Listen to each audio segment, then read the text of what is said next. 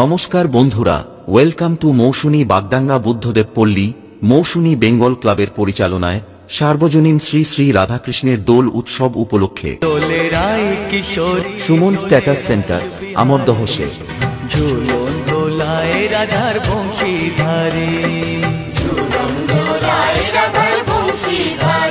আগামী 11ই বৈশাখ বুধবার সকাল 9 ঘটিকায় থাকছে কীর্তনগান সহযোগে ঘট উত্তোলন। 12ই বৈশাখ বৃহস্পতিবার রাত্রি 9 ঘটিকায় শুভশ্রী ওয়েস্টার্ন ডান্স গ্রুপ। 13ই বৈশাখ শুক্রবার প্রতিমা বিসর্জন।